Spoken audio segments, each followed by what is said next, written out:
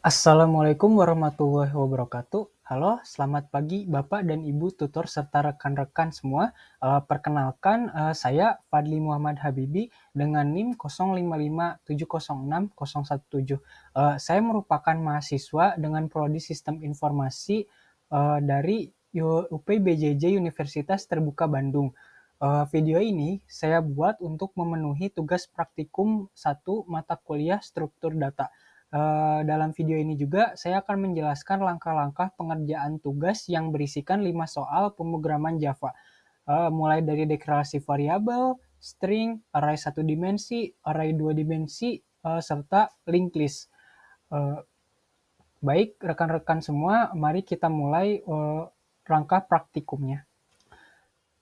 Baik, sebelum kita masuk ke 5 soal praktikum, di sini saya ingin mengawalinya terlebih dahulu dengan menjelaskan 5 poin fundamental yang wajib kita pahami saat menggunakan bahasa Java. Memahami 5 pondasi ini merupakan kunci agar kita terhindar dari error-error dasar ketika mengimplementasikan bahasa pemrograman Java. Yang pertama yaitu aturan nama file. Aturan paling dasar di Java, nama file. Misalnya itu nama file.java. Nah, ini tuh wajib sama persis dengan nama public class di dalamnya. Jadi public class juga isinya harus nama file gitu. Ini termasuk huruf besar dan kecilnya gitu. Jika beda, program tidak akan bisa dikompilasi. Yang kedua, itu Java itu termasuk case sensitif. Artinya, huruf besar dan huruf kecil itu dianggap berbeda. Jadi, variabel struktur baris ini dengan S kecil dibandingkan dengan variabel struktur baris dengan S besar, ini merupakan variabel yang berbeda. Lalu yang ketiga, yaitu ada titik koma. Nah, setiap perintah atau instruksi di Java seperti deklarasi variabel harus diakhiri dengan tanda titik koma. Anggap aja ini tuh seperti tanda titik di akhir sebuah kalimat. Yang keempat itu blok kode kurung kurawal atau kurung. Ini tuh kita akan selalu bekerja dengan menggunakan kurung kurawal. Kurung kurawal ini bisa dibilang sebagai wadah yang mengkelompokkan sebuah kode. Misalnya semua kode kelas yang ada di dalam satu wadah dan semua kode yang ingin kita jalankan harus ada di dalam wadah metode main tersebut. Dan yang kelima yaitu gerbang masuk atau main. Nah, agar program kita tahu harus mulai dari mana, Java akan selalu mencari gerbang masuk utamanya. Gerbang itu merupakan metode public static yang ini. Nah, yang merupakan titik awal program ketika dieksekusi. Baik, sekarang kita masuk ke soal nomor 1. Soalnya adalah, buatlah sebuah deklarasi variabel dengan tipe data integer yang bernama struktur baris. Untuk menjawab soal ini, saya akan menunjukkan beberapa variasi implementasinya di Java, agar kita bisa memahami konsep, deklarasi, dan inisialisasi di Java. Yang pertama, mari kita buat terlebih dahulu struktur untuk mengeksekusi sintaksnya. Public, kemudian class. Nah, perhatikan ini. Public class satu integer. Ini tuh perlu disamakan dengan nama file Java kita. Selanjutnya, kita masukkan gerbang masuk utamanya atau main. Kemudian di sini saya hanya akan melakukan deklarasi tanpa memberikan nilai. Contohnya di file ini saya menulis integer struktur baris. Jangan lupa titik koma. Nah, ketika jika saya langsung mencoba menampilkan variabel ini dengan menampilkan perintah system out struktur baris. Ketika dijalankan, nah terdapat error. The local variable struktur baris may not have been initialized. Ini artinya variabel lokal di Java harus diberi nilai terlebih dahulu sebelum digunakan. Jika tidak, program tidak akan bisa dikompilasi. Untuk memperbaikinya, di sini saya akan melakukan inisialisasi setelah deklarasi integer struktur baris. Misalnya struktur baris sama dengan nomor 98, contoh. Kemudian sini saya ubah nilai struktur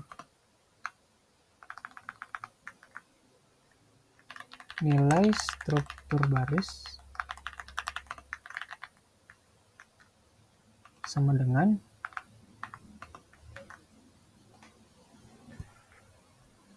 lalu plus masukkan struktur baris. Ketika dieksekusi, nah di sini sekarang variabel struktur baris sudah punya nilai. Dan setelah dieksekusi, hasilnya nilai struktur baris sama dengan 98. Program berjalan tanpa error. Selain itu juga ada cara paling umum dan ini tuh efisien, yaitu dengan menggabungkan deklarasi dan inisialisasi dalam satu baris. Contohnya seperti ini.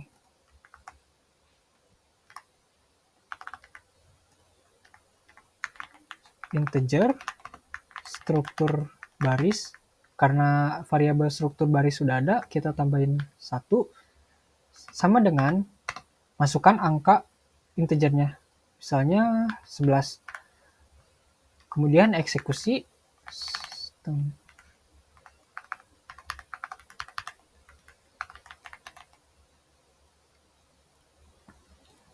Kita masukkan nilai struktur baris 1 sama dengan plus struktur baris 1. Jangan lupa titik koma, kemudian eksekusi lagi. Nah, program berjalan tanpa error dengan menampilkan nilai struktur baris 1 sama dengan 11. Ini merupakan cara yang paling sering digunakan dalam pemrograman Java ketika menggunakan tipe data integer. Jadi kesimpulannya untuk soal pertama, saya telah berhasil membuat deklarasi variabel bertipe integer dengan nama struktur baris dan memberikan nilai awal. Untuk selanjutnya, mari kita ke soal nomor 2. Soal nomor 2 yaitu, buatlah sebuah deklarasi variabel dengan tipe data string yang bernama kata baru, yang berisi kata deklarasi tipe data string. Di Java, string berbeda dengan integer. Integer merupakan tipe data primitif, sedangkan string merupakan tipe data objek atau tipe data abstrak. Jadi, untuk menjawab soal ini, kita tulis string kata baru sama dengan tanda kutip deklarasi tipe data string. Titik koma. Nah, untuk penjelasannya, di sini saya mengetik string dengan S besar untuk tipe data, kemudian lalu nama variabelnya yaitu kata baru dengan K besar dan B besar. Dan untuk nilainya, kita wajib menggunakan tanda kutip ganda. Ini untuk menandakan bahwa ini tuh merupakan sebuah teks atau string literal. Ketika saya eksekusi system out, kita isi variabel kata baru titik 2 plus kata baru tutup titik koma ketika dieksekusi. Nah, isi variabel kata baru titik 2 deklarasi tipe data string. Selain itu, kita juga bisa membuat variasi lain, misalnya dengan deklarasi dan inisialisasi terpisah atau penggabungan string menggunakan tanda plus seperti ini. Misalnya string S1 sama dengan deklarasi string S2 sama dengan tipe data string. String kata baru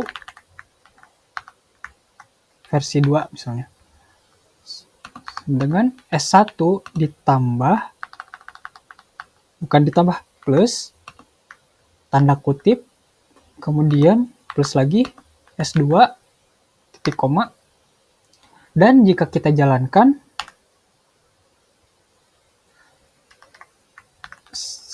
sistem out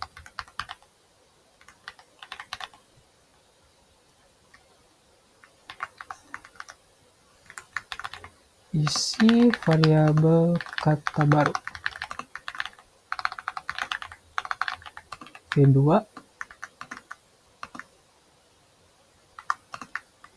kata baru V2. Kita jalankan. Nah, isi variabel kata baru versi 2 adalah deklarasi. Ini kita kasih spasi.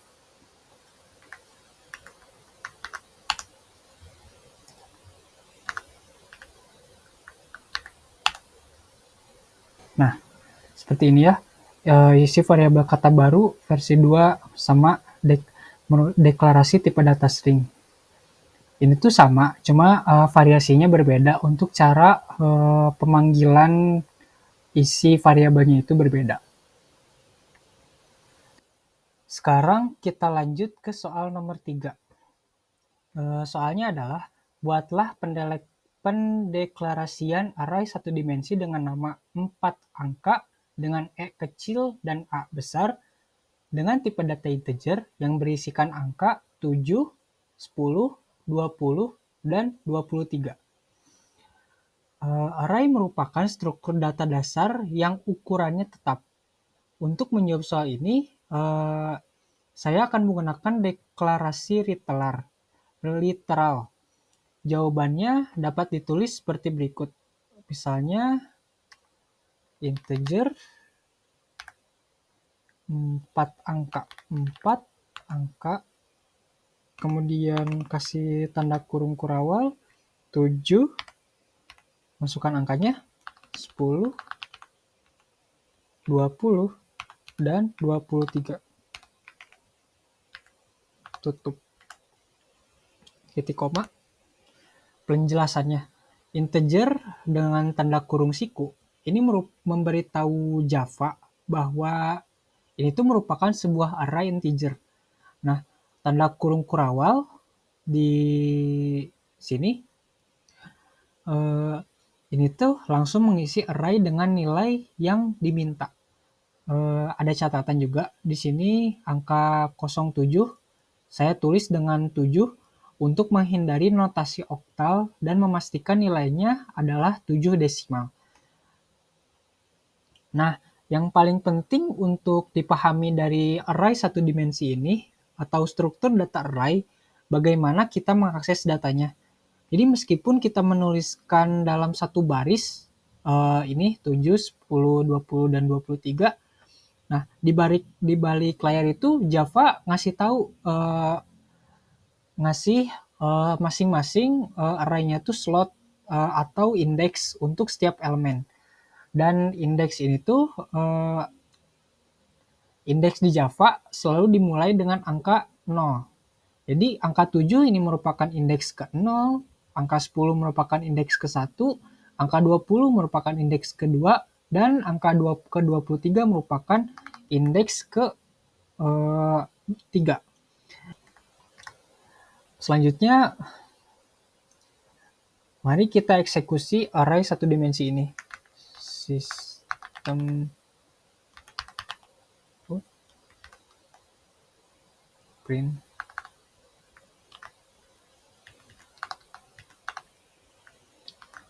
isi array 4 angka sama dengan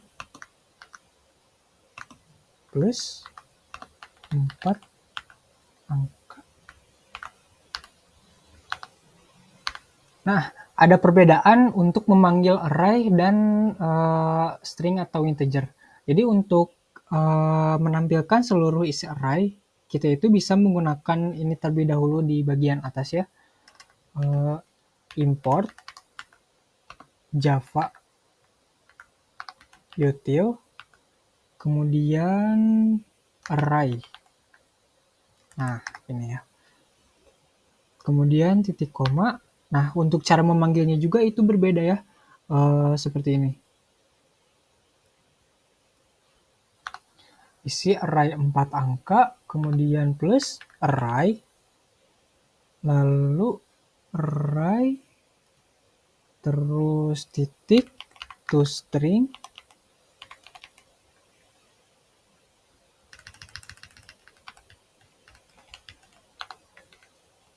nah toString objek, masukkan ininya 4 angka.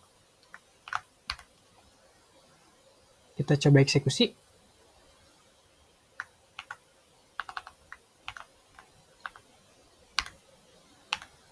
Nah, hasilnya seperti ini. Isi array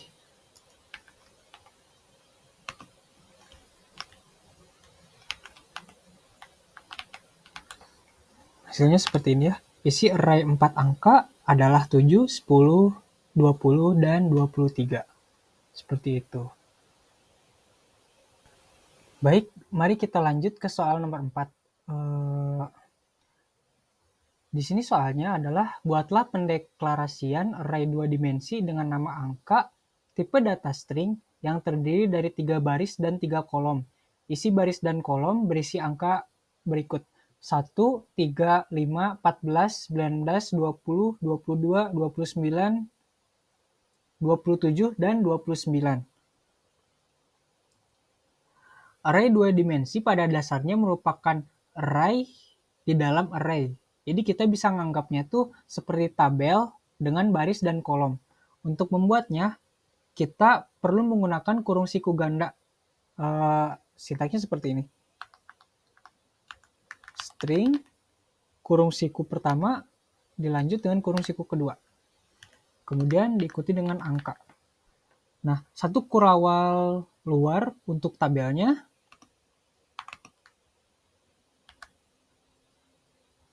Ini untuk mengisi langsung. Jadi kita perlu pakai kurung kurawal ganda juga. Gini, dan 3 set kurawal dalam untuk masing-masing barisnya. Seperti ini. Kemudian kita masukkan angka 1. Ini karena diperintahkannya tipe data string, jadi tiap masing-masing angka kita perlu masukkan ditulis tanda kutip ganda seperti 1 dalam kurung, kemudian 3, kemudian 5. Jangan lupa koma. Kemudian kita di sini kita kasih keterangan baris indeks ke 0. Ini baris indeks 1, kemudian baris indeks kedua. String. Lalu di sini 14, lalu 19, lalu 20, diikuti dengan 22. Ini baris ketiga 27 dan 29. Ini karena sudah baris terakhir, jadi kita nggak perlu pakai koma lagi. Titik koma. Nah, sama seperti array 1 dimensi juga, indeksnya itu kan dimulai dari 0. Tapi sekarang kita punya 2 indeks. Yaitu ini nih ya. Baris, kita kasih kurung siku, baris, kurung siku lagi, kolom. Contoh. 1, angka 1. Ini tuh ada di baris ke 0, kolom ke 0. Jadi ditulisnya 0, 0. Kemudian misalnya 19 itu ada di baris ke-1, kolom ke-1. Dan seterusnya ya. Selanjutnya, mari kita coba eksekusi untuk menampilkan array 2 dimensi ini. Untuk pertama itu, kita perlu import dulu Java Util Array seperti array 3 dimensi tadi ya. Import Java Util Array titik koma, kemudian cara eksekusinya juga ini berbeda dengan eksekusi lainnya. Untuk eksekusinya itu kita perlu pakai depth to string, tipe data string untuk array 2 dimensi. Caranya system out print, kemudian masukkan di sini kita masukin arrays depth to string. Nah, udah, lalu kita masukin angka huruf besar ya. Setelah itu kita coba eksekusi. Nah, ini hasilnya. Ini merupakan array di dalam array. Biar kelihatan menarik, kita kasih variabel ya. System out print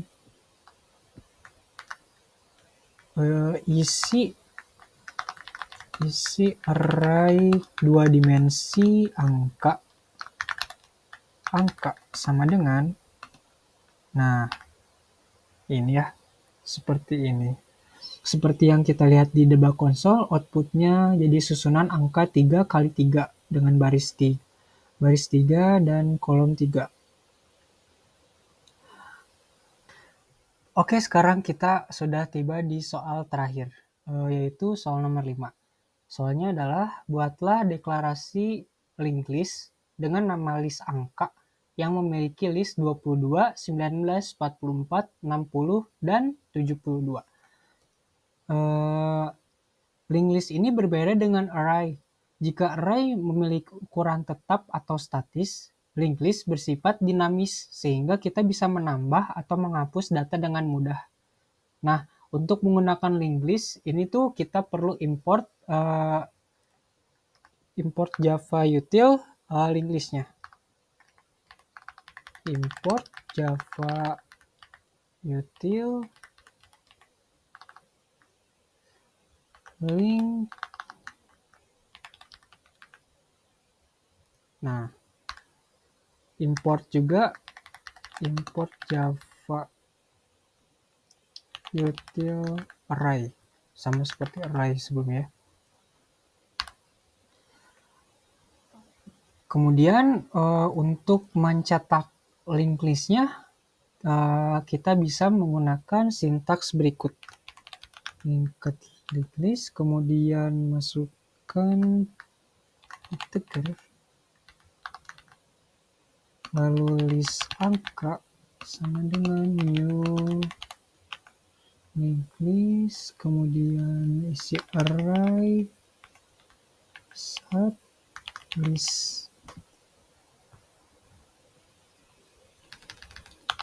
list, kemudian kita masukkan angkanya ini ya,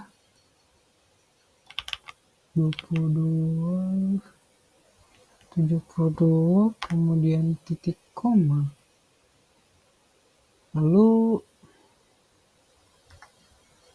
kita panggil system out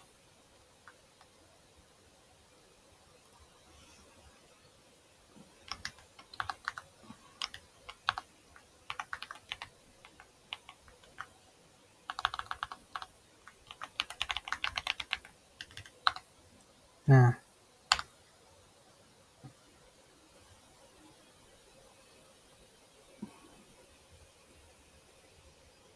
ada error ya. New linked list, kemudian oh ini ada typo. Coba lagi. Coba eksekusi. Bagaimana? Nah, seperti ini ya. Baik, untuk penjelasan dari sintaks ini. Yang pertama itu linked list merupakan nama kelasnya, lalu integer ini tuh disebut generic linked list, dan struktur Java modern lainnya itu menyimpan objek. Kita nggak bisa menggunakan int seperti dari soal pertama atau itu primitif ya. Jadi kita harus menggunakan pembungkusnya, yaitu integer dengan huruf I besar. Kemudian ada new linked list. Ini tuh yang membuat objeknya. Terakhir ada array as list. Ini tuh merupakan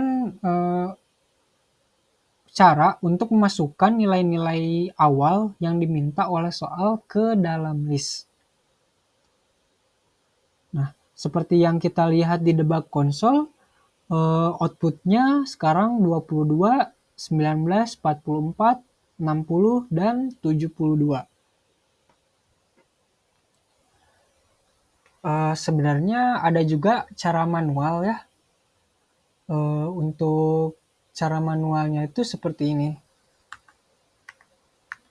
Linked list, kemudian kasih dalam kurung integer, lalu list manual, kita kasih namanya, kemudian new. Nah, ini kemudian titik koma, enter, list manual, add. Nah, ini masukin 22 misalnya. Ini kita copy saja, salin. 22, 19, kemudian 44, 60, dan 72. Setelah itu kita panggil system out.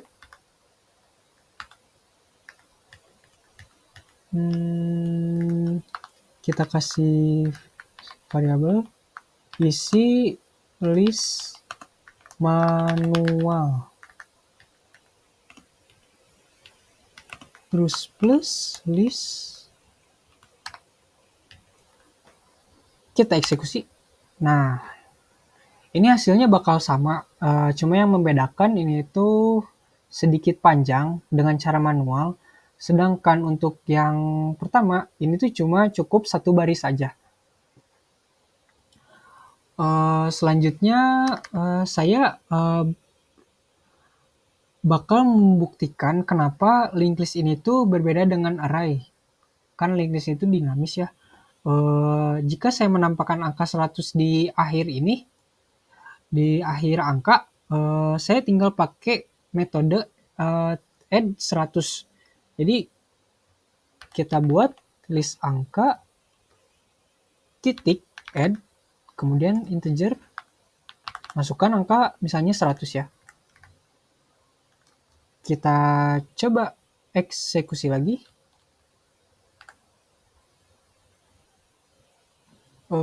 Seperti ini. System out, print, kemudian masukkan string dulu, setelah add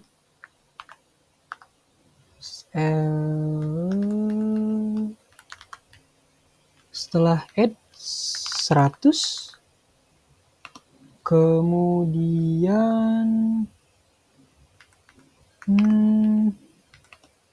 sama dengan titik 2 aja deh, plus list angka. Kita coba eksekusi. Nah, Setelah add 100, sekarang nambah jadi 100 di bagian akhir linked list-nya. Ada juga gimana cara ngapusnya, kita tinggal bikin list angka. Ganti jadi remove. Nah, contohnya misalnya kita mau nge-remove angka 72. Kita coba eksekusi lagi. Setelah remove 72, eksekusi. Ternyata untuk bikin sintaks remove-nya itu seperti ini ya. Jadi kita perlu nambahin dulu integer, kemudian value of, nah masukin angkanya 72.